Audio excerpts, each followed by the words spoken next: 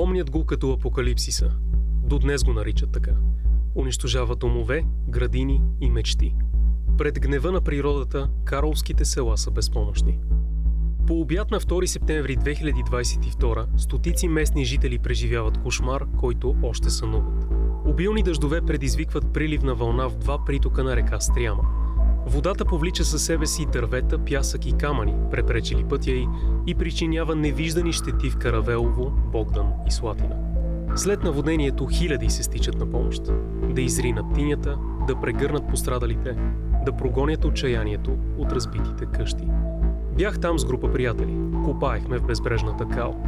Сякаш нямаше значение. Хаосът си оставаше хаос. Но за пострадалите, доброволците бяха светлина и те им се отблагодаряваха. Едно семейство ни подари круши, друго ни покани на чай. Знаеха, че трудното тепърва започва. Животът след бедствието. Но поне в най-тъмния си час не останаха сами. Година по-късно се върнах тук. Срещнах се с онези, които градят основи върху следите от разрушението. Исках да разбера как се възстановяват, защо се случи бедствието и можем ли да предотвратим следващото.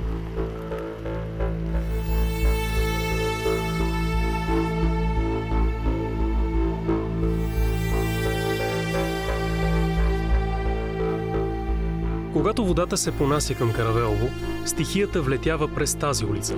Залива стадиона, детската градина и читалището. Отнася животни и покъщнина. Срутва моста. Това е улица Еделвайс. От нея започва всичко. Каравелово беше хубаво село, ама сега стана потоп. Най-напред мен удави баба. Къщата на Райна Монева е в края на улицата. Точно до стадиона. Оттам идва водата.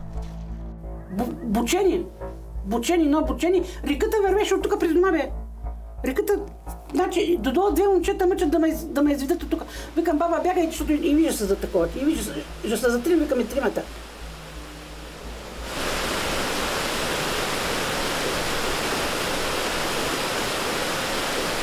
Ей така, вълните върват, аз гледам на комшиите как падат работите. Моите само слушам, не мога.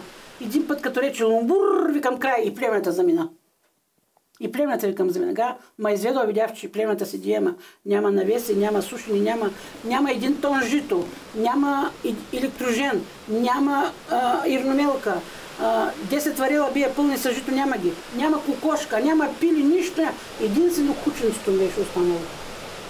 Аз съм първата къща, няма. Аз поех всичката буря, аз я поех. Цялото село се сбра отгоре да гледат, ама никой не може да ми помогне. Всеки ви казва, тя се отдави. Тя се отдави. Жива съм. Не съм се отдавила.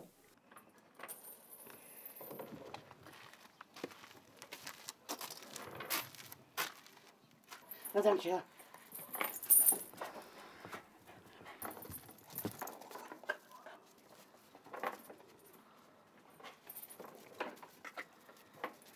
ей, как златна, ма тя само тя ми остане от отдавенето. Само тя ми остана. Виж, водата доде и била до прозорците. До тук е. Нататък виж. До прозорците беше песък. След наводнението къщата е пълна скал. Баба Райна се мести в Карлово. 6 месеца ремонтира дома й. После се връща тук. Искаш ли захар? Не, благодаря. Добре. Без захар. Без захар. Приготвила ми е кафе и сладкиш. Това е далеч по-добро посрещане, отколкото тя самата получава. Знаеш ли, че като се прибрах вкъщи, прибив змийче? Ето, тама не знам, тук отварям вратата, мали нещо чено, викам така, като връват от това е, дето грейките. Нали имат връви. Викам, боже ми, тази връв пък откъде дойде? Погледнах в то и го наринах на лопатата и айде, да го няма. Как ви се отрази това Много лошо. Много лошо. Аз ти казвам, аз уж съм курашлийка, обаче да ти кажа, 2 души са ме мрели в ръцете, не съм се оплашила толкова, сколкото сега се оплаших. Много, много лошо ми подейства. Значи 6 месеца бях от дъщерята, аз как и на нощта не отпуснах да заспа. Аз и тук не мога да спа сега. Аз само като си помисля, какво стана един път, като се шукне малко, тропни са, скачам веднага. На 24 часа, ако спът 2 часа, пак бива. Ако спят 2 часа. През нощта, ако се бе случило, поне 50 човека ще се удари. Поне 50, айде не са, защото 100 къщи викат, че 100 и няколко къща на водени. Ама най-малко 50. Най-напред аз ще се удава. Като завали тук, страх ли ви е? Много. Лято с 2 пъти валя, ама като сега поне бе кротък. Цял ден валя завчера, обаче бе кротък. А като затропа се едно, че град вали. Как няма тай страх, няма тай страх ние ми. Няма смеш да излезеш. Този жител на Каравелово все още обича да излиза. Засичам го случайно в другия край на улица Еделвайс, близо до разрушения мост. Клайв Топлис може и да не е роден тук, но селото е неговият дом. Мести се от Англия преди 15 години. Работел като чертожник на метални конструкции. Доставчик на пица го посъветвал да посети България. Така открил спокойствието на природата. When I came to Bulgaria, I had a heart condition. Due to stress at work, the heart muscle had enlarged and my blood pressure was so high. And I went to see a specialist in Carlisle, heart specialist. And after 2 years, it recovered. In England, they said it would never recover, but I've recovered. And they say now I have the heart of a sportsman. Wow, so Bulgaria... And Bulgaria has given me a second life. Местните му казват Чичко сам, защото всичко прави сам, с двете си ръце. Но когато вижда последиците от наводнението, знае, че ще са нужни много повече. Maybe nearly a week, I could hear in the distance a lot of roaring. I didn't know what it was. And a week later, I realized it was the water from the river. And it was massive. The amount of water, you couldn't imagine. Trees of nearly half a metre diameter were just crashing into buildings, acting like battering rams, destroying everything in the path. When I first came down to have a look, and I saw the destruction and the damage done to the restaurant, and the bridge gone, I couldn't believe it. It was, and some of the size of the trees that it brought down, it was difficult to imagine how something so heavy could be brought down so easily. Shock. Pure shock. Ето виж рекичката в момента колко е дълбока. А пък има хора, които не вярват, че такава река може да предизвика такива бели. Всичко, което не се поддържа, водата винаги си намира път. Въпросът е, че ако припречим пътя на водата, тя ще отиде настрани. А пък настрани ние сме си направили къщите и селата. Това е истината.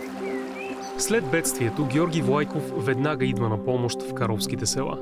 Не му е за първи път. Участвал е в доброволчески акции из цяла България. А през февруари 2023 се включи в спасителната операция след унищожителното земетресение в Турция и Сирия, взело над 50 000 жертви. Срещаме се на стадиона на Каравелово, или поне каквото е останало от него. Тук е входът на улица Еделвайс. На метри от нас е къщата на баба Райна. Под краката ни някога е имало игрище. Не и след стихията. В първите там часове, да, тук водната вълна минава от тук и всъщност всичко, което тя носи, след това беше останало тук в равното. Беше много доста страшна гледка. Лошото беше, че имаше страшно много кали вътре в селата. Просто където е минала водата, имаше хора, които се притесняваха, че когато се задържи водата с дни, нали, на мястото, всъщност заради влажната почва, основите почват да пропадат, нали, къщата почва да се килва на една или на друга страна.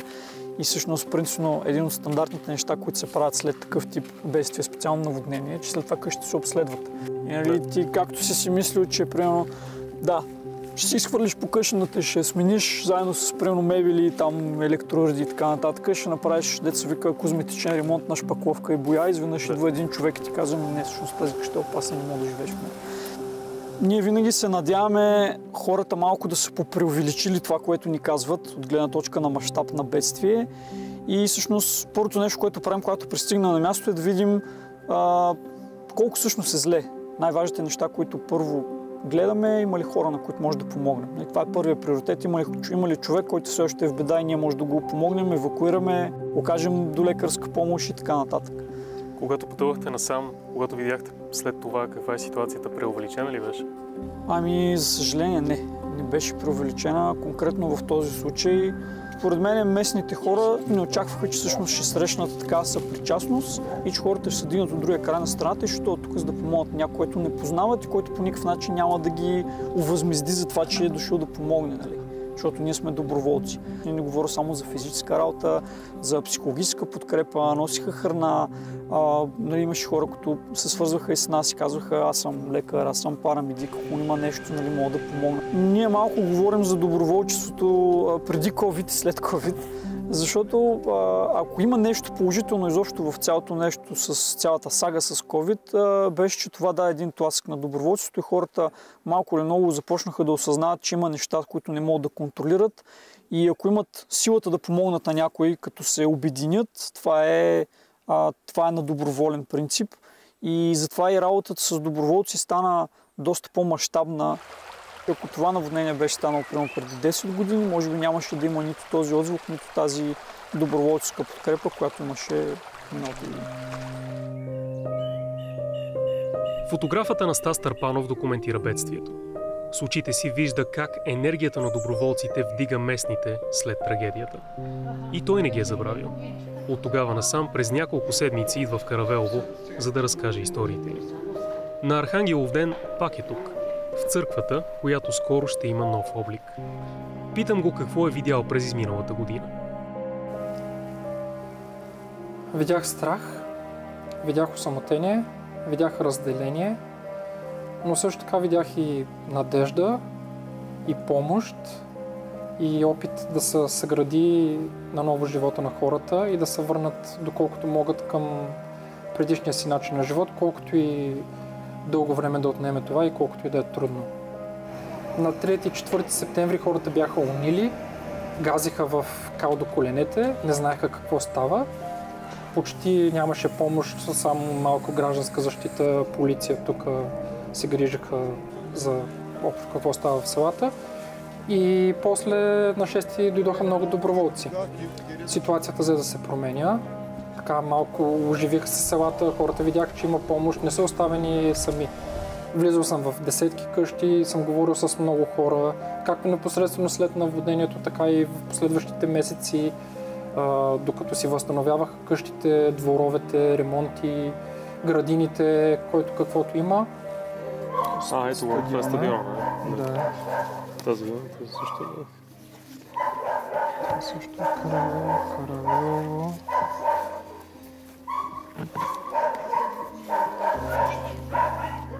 Ето това е точно тук долу под църквата.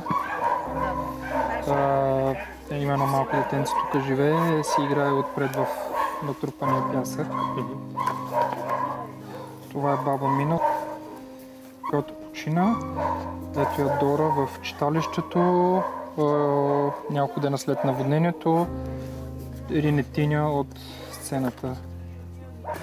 And my good friend, recently deceased, Dora, she was a pillar of the community. It was her life.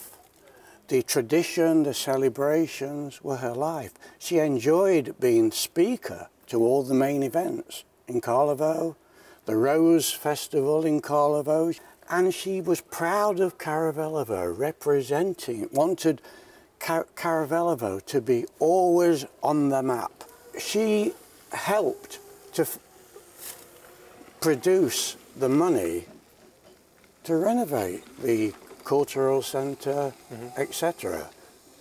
And then afterwards was expected to produce all the documentation. How can you do this?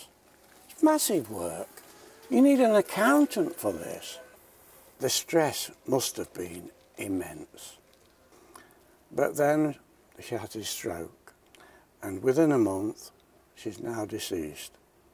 And the stress killed her. За мое голямо съжаление мога да кажа, че в тази една година доста възрастни хора и не само възрастни хора в селата починаха. И в официалната статистика няма жертви на наводнението по време на самото наводнение, но от няколко дена след наводнението възрастни хора започнаха да си отиват и голяма част от тях семействата им казват, че от мъка, защото не могат да прежалят какво са загубили. С доста хора съм говорил, те ми казват, че се будят нощем от страх, ако има дъжд, излизат да гледат навънка, проверяват дали водата не идва, сънуват, че водата идва. И това нещо тази невидима травма е по-трудната за излекуване. Тъгуват, примерно, за овощните им дръвчета от двора. И те казват, че си искат овощите дръвчета обратно. Колко време ще отнеме овощките да им се върнат и те да си наберат плодовете на дърветата. Ще минат години. Ремонтите текат с пълна сила. Нови улици, нови тротуари. В къщите вече няма кал. Около тях се издигат нови довари. Сякаш по-високи и по-дебели от предишните. Всяка къща е укрепление. Хората създават укрепление. И то малко и метафорично, но и буквално така се получава. И се изолират. Позатвориха се в себе си, изолираха се. Хората как се възстановяват? Кой както мой. Кой както мой се възстановява. Нашето село беше много задружно. Някой да почне къща да прави. Каквото и да се строи. Селото се сбираше да наливат плоча. Сега гледат и никой не отива да седат. В ресторанта седат и да ти пият. Никой не ги интересува, че ти си пострадал. Никой не ги интересува.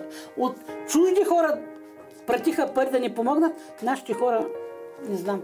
Това бедствие не ви ли сближи по някакъв начин? Не. Повече на разедини. Не да не изближи. Повече на разедини. Станахме егоисти. Защо това да има, пък другият да няма? Това стана. Завиждат си то много. Много. Малко като тръгнеш напред,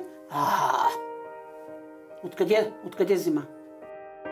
Взели се от спестяванията си. От баба Райна научих, че почти никой нямал застраховка. Потърсили са приятели за подкрепа. Теглили са заеми. Още помощ идва от обществото. Дарители събраха почти 2 милиона лева за пострадалите. Парите се разпределят според сериозността на щетите. Някои семейства получиха по 16 000 лева, но за повечето бяха отделени между 1000 и 5000. Междувременно, държавата отпусна еднократно по няколко хиляди лева. Но голяма част от средствата са за електроуреди или обзавеждане, от което местните споделят, че нямат нужда. Бившата кметица на Каравелово, Славка Червенкова, ми казва, че това не е достатъчно. Една от помощите, които държавата беше необходимо да направи спрямо всички пострадали, за строителни материали. А всичките помощи, които се даваха навсякъде, беше описано това, че не може да се закупуват строителни материали. Ти първо трябва да освежиш дома си, да изградиш това, което си загубил, за да слагаш мебели. Никой не беше подготвен за нещо такова. Самата държава не беше подготвена. Как оценявате реакцията и на общината, и вашата като кмет? При това мащабно наводнение, което се получи при нас, беше невъзможно да направим каквото и да било. Това, което сме могли, това, което е било по силите ни, на моите работници, на групата за бедствия и аварии, на мен като кмет на населеното место, мисля, че сме го направили. Защото започнахме, много хора извозихме в кметството. Извиках познати, които имаха камиончета, такива, с които можехме да преминаваме през тази придошла голяма вода. Семейства с деца. Някъде около 35 човека, преди да дойде силната последна вълна, която вече раздели селото на две, всички тези хора бяха извозени от нас в кметството и те приспаха там. Мисля, че реакциите ни бяха такива, каквито трябваше да бъдат. Адекватни. Червенкова подчертава усилията на екипа си и след наводнението. Показва ми ремонтираната детска градина. И тя е на улица Еделвайс. Но оценката на местните е смесена. На изборите бившата кметица не успя да се пребори за трети мандат в Каравелово. Вместо нея избраха нов управник. А докато в община Карлово се съвземаха от водния ад, друг потоп удари Южното Черноморие. Отново през септември, но през 2023. И тук проливни дъждове причиниха наводнение, което заля населени места и плажове. Повреди пътища и инфраструктура. Този път имаше и жертви. 4. Всички погубени на този мост на река Черна. 2 месеца след бедствието, дупката в него все още зееше, но огражденията не пречеха на местните, които видях да го пресичат. Друг важен мост, на основния път към Ахтопол, беше съборен и се изграждаше наново. На тежко пострадалия плаж на Стинарка, следите от стихията бяха трудно забележими, с изключение на няколко големи купчини боклук и отломки. И макар по Черноморския бряг да нямаше толкова разрушени домове, и тук остава страхът, че следващата подобна катастрофа дебне зад ъгъла. Но защо се случиха тези наводнения? Неизбежни ли бяха или ние ги предизвикахме? Имах нужда от отговори. Потърсих ги в Софийския университет. Доцент Стелян Димитров е директор на Националния университетски център Геопространствени изследвания и технологии. С екипа си прави научен анализ на бедствията. Когато се случи такова бедствие, такава трагедия, хората обикновено търсят виновен. В случая можем ли да кажем, че има виновен в Карловските села и в Царево? Причината за наводнението е големия валеж, който е паднал, голямото количество валеж, което се е изляло в тези територии за сравнително кратко време. Затова не може да има виновен. Затова виновни са климата, климатичните промени, можем да говорим много и по тази тема. Що се отнася до това, когато имаме щети, обикновено тогава има и човешка вина.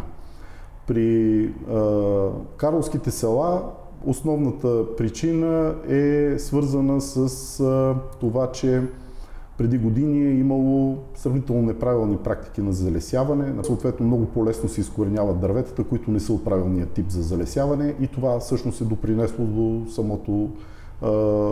за случването на самото бедствие. Според Димитров, в Царево, при плаж на Стинарка, може да се търси друга човешка грешка – застрояване. Остава за мен неясно как е получено разрешение за строеж на такива апарт-комплекси, хотели в заливната зона на реката Лисево дере, където стана и всъщност заливането на тия комплекси. Напълно това, което се е случило, съвпада и с модела, който е отразен в картата на заплахата и риска от наводнение. Тоест там някой не си е свършил работата, когато е правил оценка на тая територия, преди същата да бъде застроена. А какъв е начинът да се пазим от наводнения? Стихията разкри и възможни решения. Едно такова откриваме в Каравелово. Там имаме и едно щастие в нещастието. Има една много голяма заливна зона непосредствено преди самото село, където е станало разливането и убиването на скоростта на вълната, което в последствие е довело просто до наводняване, а не и до разрушаване на жилищните сгради в самото село. Но там вълната е била с 300 метра. Това е стадиона, за който говорите? Това е, стадиона, който вече го няма, разбира се, защото е както се казва, преформатиран от водата. Можем ли да кажем, че този стадион е спасил човешки животи? Със сигурност. Ако беше запазена скоростта, тези всички отломки ще да причинят много по-големи щети в Каравелово. А той с такава цел ли е бил проектиран и това е късмет? Не, това е чист късмет. Освен в Каравелово, изследването на Димитров и екипа му води до още едно ключово разкритие след трагедията в Царево. Това, което всъщност стана видно, това, което застехме, всъщност е колата на 3 от жертвите. Ето я. Във водата. Така беше открита всъщност колата, благодарение на това заснемане. Това можем да правим. Можем наистина да изследваме тези територии, да имаме по-добра информация и съответно да се съобразяваме с тази информация, защото едно е да имаме информацията, както примерно в случая с Царево, там в района на Стинарка, ние имаме информация, че може да се случи и всеки нормален човек ще види, че там има риск от подобно бедствие, ако разположиме сгради, но някой не се е съобразил с това. Със сигурност ще има по-чести. Такива събития ние вече ги виждаме. Те засилват своя интензитет. В района на Царево, където се случи бедствието, е именно такъв район с значителен потенциален риск от наводнение. Там са се случвали такива бедствия. Но района в Каравелово и Богдан не попада в район с значителен риск от наводнение. Което означава, че може би ние трябва да преосмислим в немалка степен наистина къде сме определили тези райони. Нашата инфраструктура не е съобразена с тези нови климатични условия и това е може би най-големия проблем, който имаме. Какъв е големият урок от тези наводнения в България през последната година? Големият урок е, че хората трябва да се обучават трябва да могат да реагират адекватно и жителите, и администрацията. Обучението не приключва, когато завършиш училище. Трябва да се учим цял живот. В Каравелово вече не чакат някой да им помогне. Строят живота си наново. За 1 година са изминали дълъг път, но част от него остава все така разрушена. Това е улица Еделвайс, нали? Точно така. Това, доколкото знам, е една от най-пострадалите улици. Точно така. Няма как да не ви питам. Улицата е асфалтирана до средата. Така е, да. Средствата, които имахме, бяха толкова за тази улица. Ще бъде продължена до година. Добре, може ли за най-пострадалата улица, вие даже го признавате в други интервюта, може ли за най-пострадалата улица да няма пари да се завърши до стадиона? Вижте, тези въпроси, аз не мога да отговоря на тях. 50 метра са. За 50 метра няма 35 000 евро искало. Ще ги дадеш, бе? Баба Райна чака улицата да стигне и до нейната къща. Ако не я пази държавата, тя ще се пази сама. Вече има застраховка. Често гледа към стадиона. Той я е спасил. Някой ден тук пак ще има деца. Пак ще играят. Но за сега е тихо. Чува шепота на реката. И се моли той отново да не се превърне в рев.